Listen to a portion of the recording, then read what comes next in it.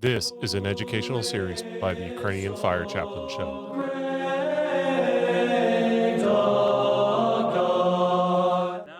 I wanted to give you a heads up that we had some technical difficulty on these episodes on Ignatius of Antioch.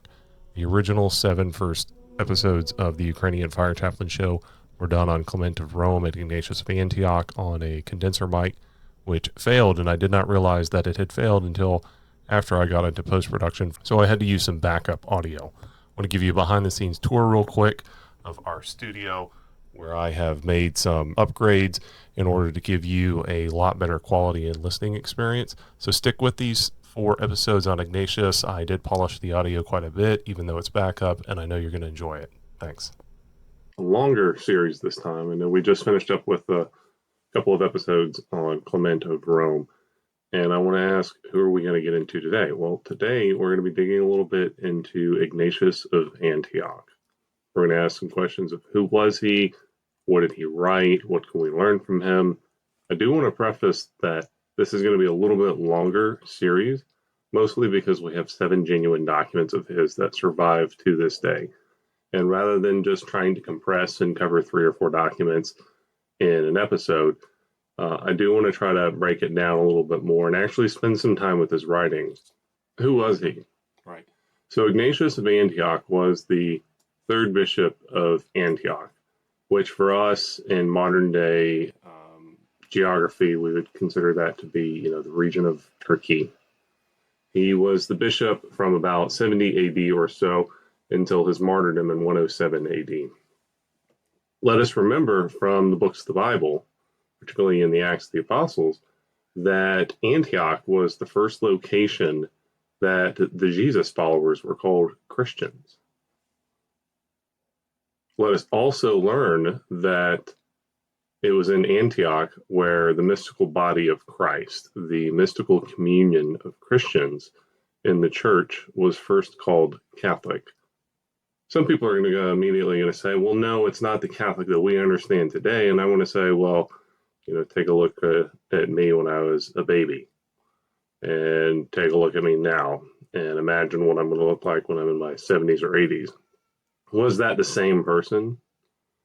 Yes and no. No, the appearance obviously has developed and changed, but I'm still the same person. So when we say, well, the church was called Catholic, what are we talking about? Well, they didn't speak English. Right, so the word that was being used there was the Greek word for Catholic, which has a couple of important lessons for us to learn that I think we miss when it comes to using the word Catholic in the English language.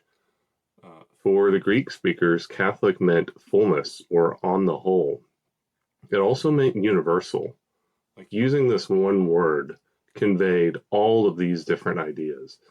And debates have always raged about how exactly he intended to mean that and this, that, and the other. But what's interesting is that he viewed the church as being the fullness, and he viewed the church as being the universal church, the fullness of the church. And what's important, as we'll get into some of his writings, are some of the early Christian dissenters, what we would later call, or some would later call, heretics, which doesn't mean wicked people, this, that, and the other. What it literally means is like those who were picky, who would pick and choose. I mean, think of an 8-year-old kid who doesn't want to eat their Brussels sprouts, or they don't want to eat peas, or they only want to eat hot dogs and hamburgers, and they don't want to try new foods or stuff like that. That whole picking and choosing, that whole notion of heresy or heretic, was designed to convey this conception of not taking the fullness of the apostolic gospel, the fullness of the preaching of the apostles, the fullness of the teaching of Jesus Christ that he handed on to his church, and that those apostles handed on to those that they left in charge of the church when they would face death, and that those who received that would pass on generation after generation. That fullness, that Catholicness, is kind of what Ignatius is talking about. And obviously, as the church developed and disputes over doctrines arose, mostly around who is Jesus Christ, how do we understand salvation, then we start to parse out specific aspects of what we would consider Catholic or not. But in this first usage of the word by Ignatius, it's really just this fullness or universality, as opposed to those who didn't want to receive the fullness of the gospel of Christ, such as the Judaizers or one of the other sects who would be called the Gnostics that we'll see. One of the other important things that we're going to learn is at this point in time period, around the turn of the century and the beginning of the second century, there were three primary sees. Not seas as in like oceans, and we have seven seas today, and back then we only had seven oceans. No, there were three primary sees, SEES, or three major sources of leadership and influence within the church at that time period. Obviously, the greatest source of influence and leadership was Rome, the two others being Alexandria and Antioch. Now, some people are going to say, aren't you forgetting Jerusalem? What about other sources of influence? And so later, particularly as you get towards the First Council of Nicaea in the 4th century and that later 3rd century, you'll start to see that there are five primary sources of leadership and influence, so to speak, regional areas of guiding Christians. Rome, Constantinople, Alexandria, Antioch, and Jerusalem would be those five. But at this point, we only see really Rome, Alexandria, and Antioch. So much of what we know about the Christian martyr and Bishop Ignatius comes from the 7 genuine documents of his that have survived. The 7 shorter versions of his letters are the only ones that were really known widely throughout the early church. Later in the 4th and 5th centuries, after Christianity was authorized to be a legal religion, and then towards the end of the 4th century it was adopted as the state religion, there were other epistles that would become either forged in his name to promote various doctrines, or there would be additions made onto it. For instance, there's also an account of his martyrdom that was written as basically a pious speculation of the 5th century about his conversation with Trajan during Ignatius' martyrdom. We would not say that this is really a historically credible document. However, a lot of the legends, particularly in the fictitious act of his martyrdom, was based on the 7 genuine letters that we have. We know a couple of other things from early writers who recorded oral traditions about Ignatius. Right. So what are these letters? What do they survive us? Well, they were all intimately personal letters of fiery love by him to various Christian churches while he was a prisoner being transported from Syria to Rome to be executed for being a Christian. If you read them, and I remember the first time when I came across them and just how otherworldly they are, how fresh, how like genuine. I mean, they read like the fiery, emotional love of teenagers in love. You think Romeo and Juliet for more recent literature, and I know there's a bunch of popular movies and stuff like that out nowadays, but you think of just that like completely unbridled, unreserved, open passion, and that really just that speaks through almost every one of his letters. And it was something that really struck me, to find a view of Christianity outside of the scripture, right? Outside the apostolic age, that still had that radical dedication and almost foolishness for God. So if you work through these, right, they talk about his expectations of punishment and martyrdom, where he was eventually to be fed alive to wild animals in one of the Colosseums under the Roman Emperor Trajan. A couple of other interesting things about the letters is they eventually contributed to him getting a formal or informal name of the Doctor of Church Unity.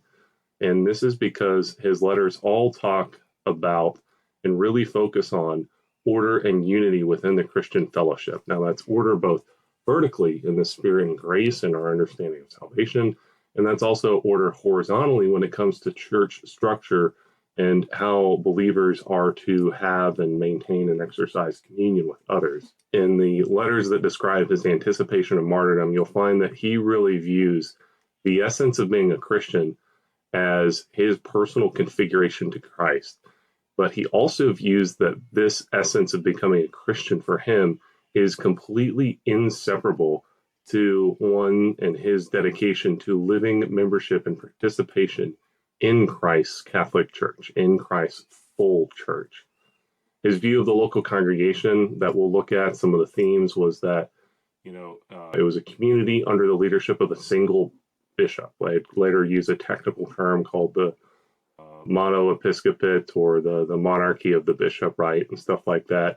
and that this one bishop would be, literally the representation of Christ in the community, and he would be surrounded by the priests and deacons. And we'll get into that a little bit.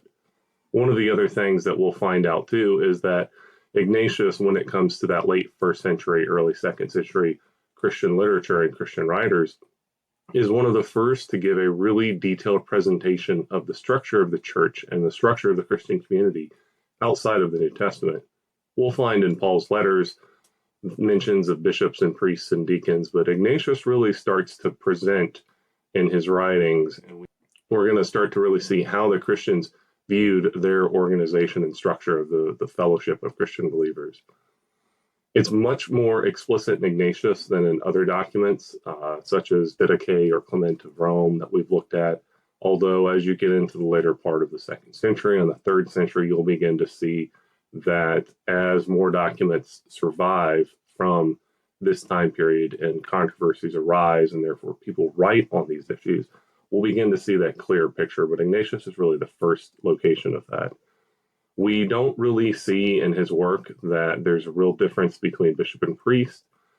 He does not treat any of the specifics of how one is ordained to become a deacon or a bishop priest besides the consent of the church. And, that's interesting from a Greek perspective, because in our Greek liturgies of ordination, one of the great acclamations of the congregation is Axios, or he is worthy. And so if you look and start studying in this time period, although the consent of the church was obviously eventually understood to be distinct from one's act of ordination, consent of the church and consent of the congregation to one being ordained was viewed as a critical part of the discernment of the bishops in selecting future clergy. Now, we may sit back and say, well, what are you talking about? And it's really hard to understand, but this whole modern conception that we have today of a functioning seminary system, this whole conception that really is very akin, as an example, to our, say, armed services and their boot camps. You'll take people from all over these different parts of the United States and you'll send them to this one boot camp here. They'll go through an intensive training and they'll get reassigned to something else like that. Well, that type of model is very much how our modern seminary system works, whether that's with religious orders, particularly in the Latin churches, called the Roman Catholic Church, who you may take members from wherever that religious order and you'll send them to one seminary, or you may take people from an archdiocese or a diocese that's spread out all over the part of the state or in multiple states, depending upon where they are in the world, and you'll take them to the central seminary, or you may send them to the specialized seminary in another country for the particular type of training for how the bishop best thinks that they could serve the church, and then you would put them back in this other parish. That was not how people were called. That was not how vocations worked for the better part of the first 1,500 years of the church. Very often there was a teacher or pupil relationship, right? There was this mentor-mentee relationship, and really the discernment of vocations in the time period for well over the first millennium and pretty much consistently up until the later medieval period in the 13th or 15th centuries, when you start to see like the rise of seminary systems. Much of it that happened at that time was a discernment within a community. And so if we're going to take this person from our community and the bishop's going to lay hands on him and elevate him to the diaconate or elevate him to the priesthood or elevate him to be a successor to him as the bishop, this whole conception of that person being a good fit for the community was essential. There was not this paramilitary idea that we just take somebody, give them education, and they're now supposed to become our father, that we have no idea who they are and very little of a relationship. Dare I say, there was still a very human aspect to the discernment and formation for the priesthood at this time, which obviously is still supplemented in the modern education and seminary system. But you can definitely see these differences, and many of the Eastern churches to this day still have an aspect to this formation preserved, just as some of the Latin Roman Catholic monastic systems also do as well. But within the normal congregation, what we would call like the diocese today or something, or the eparchy today, that's very much a different worldview from what we have when we look at Ignatius's understanding of ordination. One of the other things that we'll see is that, in Ignatius's conception, the bishop is really, according to him, an earthly reflection of a heavenly pattern.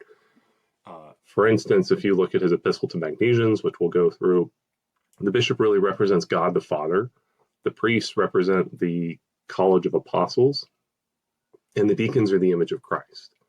And we can see, if you're familiar with the Greek liturgies at all, like that imagery is there, because the deacons are the one that go in and out of the sanctuary. They go from the sanctuary and they go out into the congregation and they lead the litanies and they go back into the sanctuary and then they come out and preach the gospel and they go back and then they come out and assist with the distribution of the Eucharistic gifts, and they go back and they come out and lead the congregation. They go back and forth with the various processions. And the deacons are the image of Christ, because it was Christ who came from heaven, came from the invisible realm, came from the Father, and came into us and lived amongst us, and then went back and disappeared and descended into hell, and then came back and spent with us. And this going back and forth between God the Father and the humanity and mankind, that was Christ, right, of the three persons of the Trinity.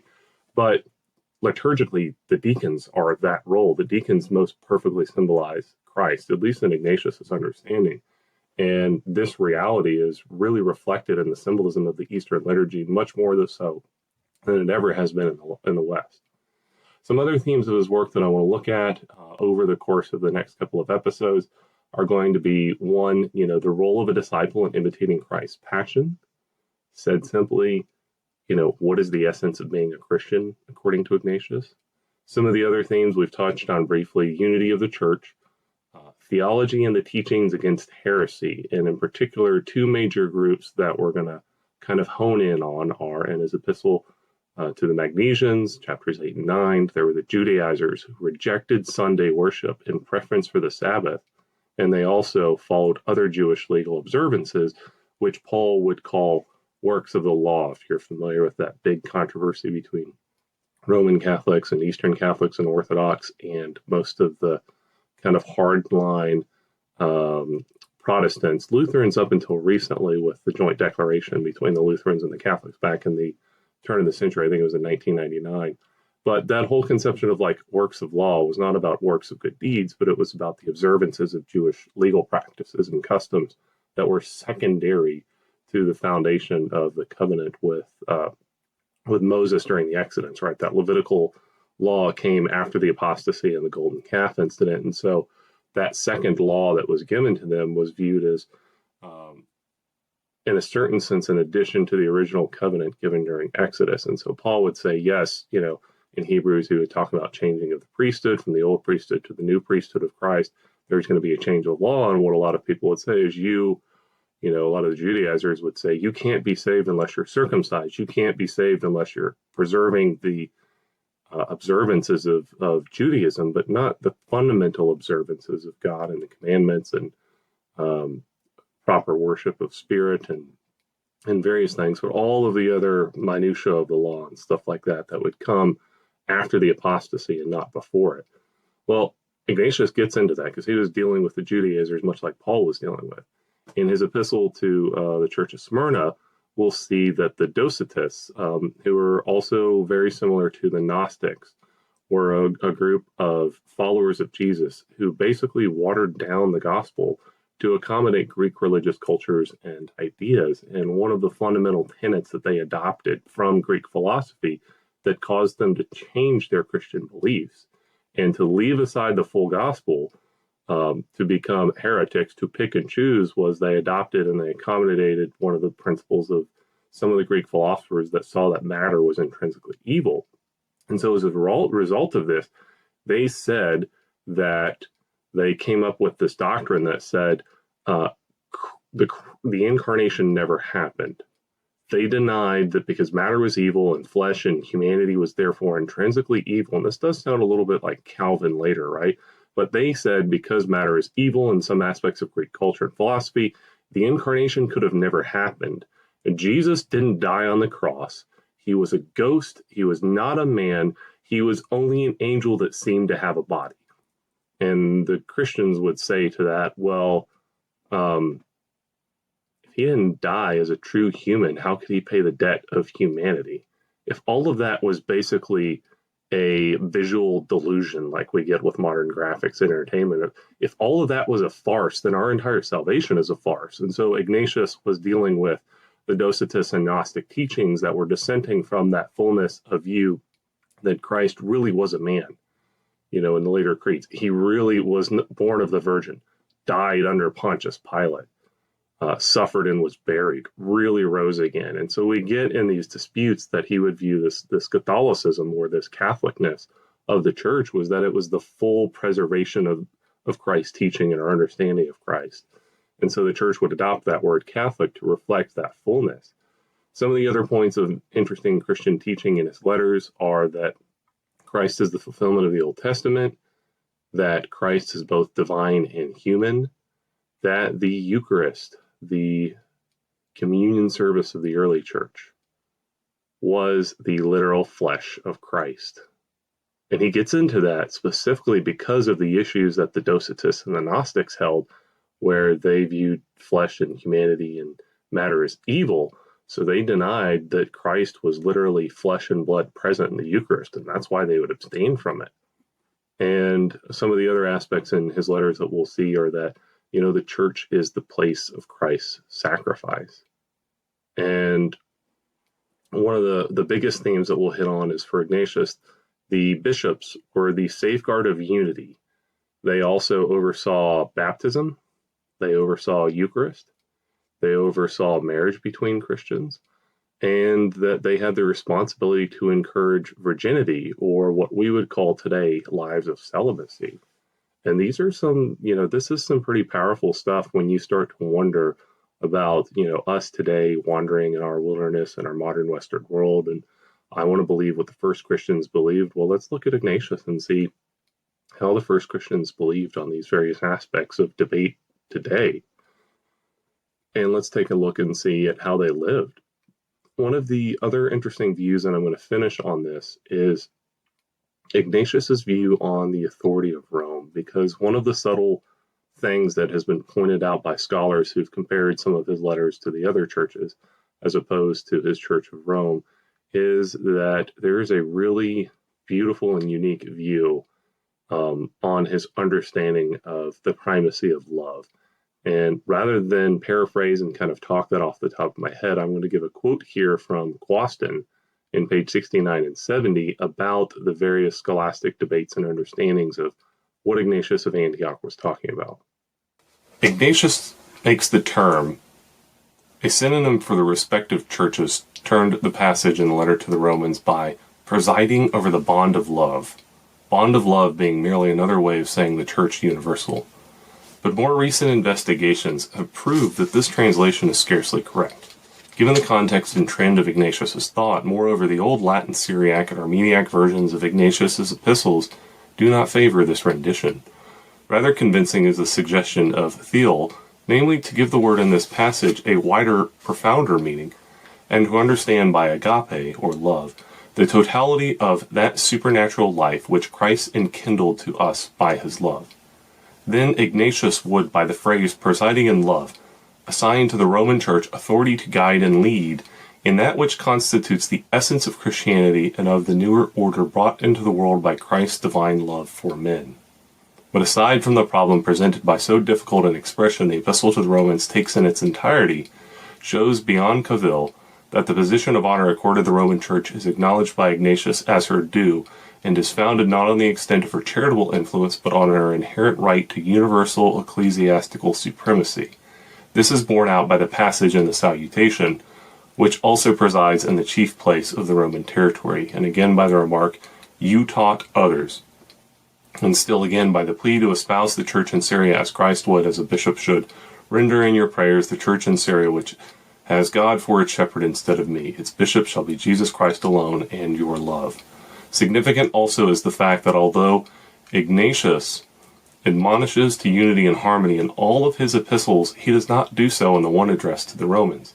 He does not presume to issue commands to the Roman Church, for it has its authority from the Prince of the Apostles. I do not issue any orders to you as did Peter and Paul. They are apostles, but I am a convict.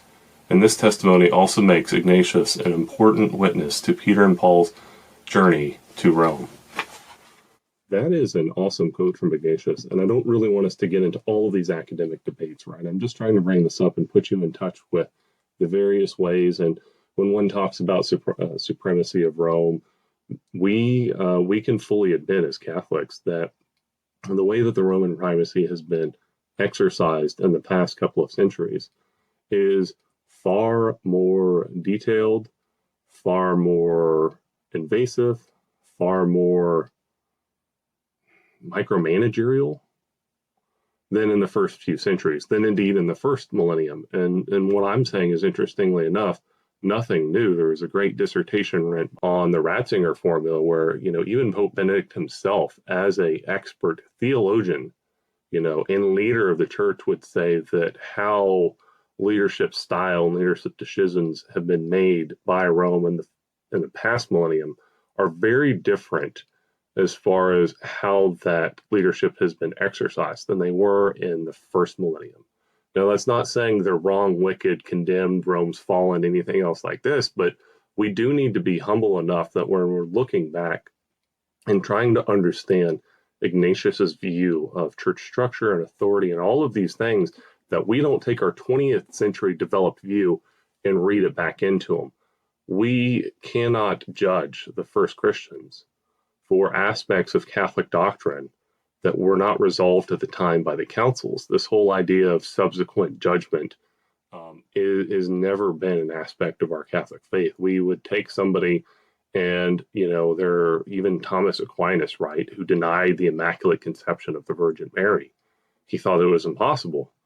He's still a revered saint and doctor of the Western Church. We wouldn't just say, oh, well, we have nothing to do with him because he had this error in doctrine that hadn't been clarified at the time. No, so we want to be careful about just, reinserting our current views back into Ignatius. But I think it's interesting for the debate of trying to understand what was the notion of primacy and leadership between the various sees and the various churches and the bishops at this time.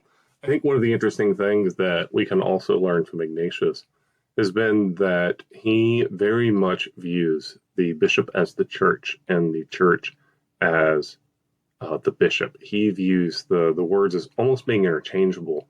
And when you look at modern theological developments in the last 50, 60 years since Vatican II and that whole time period, I've gotten into a number of debates with Roman Catholics that would sit back and say, there's only one church, right? There's no such thing as churches. And obviously, yes, in one sense, there only is one mystical body of Christ. That's what we profess in the Creed. But if you also look at the documents of Vatican II, if you also look at the theology of the church, the law of the church and canon law, there is such a thing as churches within church. And so in the past 50 years ago, there's been this whole big push for the developed understanding of the church as a communion of churches.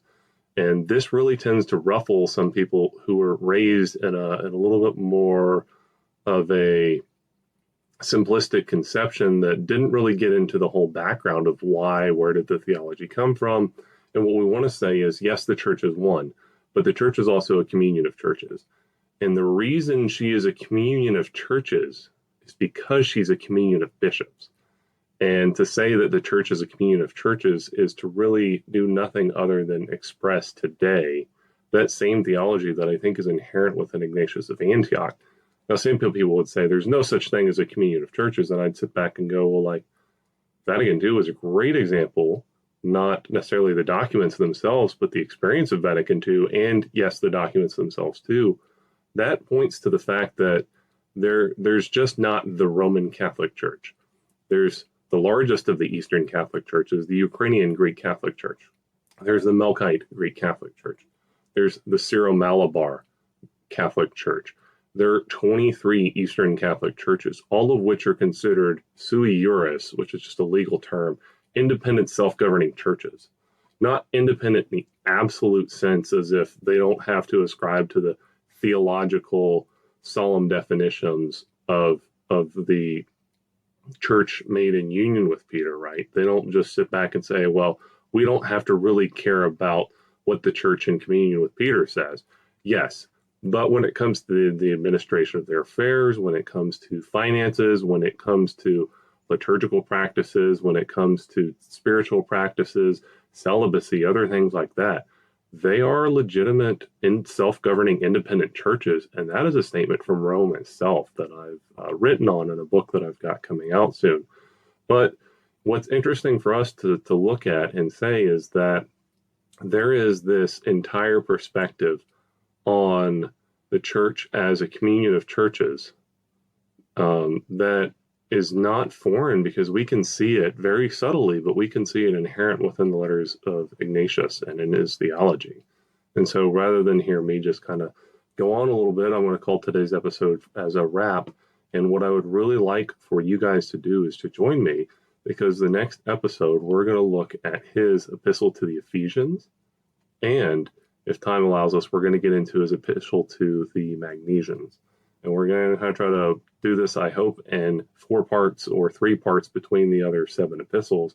But I really would like you to get a sense of this person who was such a preeminent figure that has influenced church theology and church asceticism and church practices of piety for generations ever since then. Once again, this is your host, Christopher, of the Ukrainian Fire Chaplain Show. If you have not already, go ahead and look at our website, theufcshow.com. It's got information about us and ways that you can follow, subscribe, or support us. We're on various podcast platforms. We're on Facebook and YouTube. And if you're able to, consider supporting us on Patreon.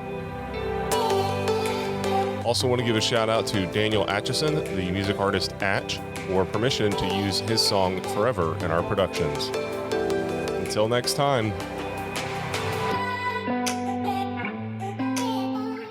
Would like to offer my special thanks to the Antiochian Orthodox choir group Incense for letting us use their song The Great Perkimenon. You can find links to their music in the description.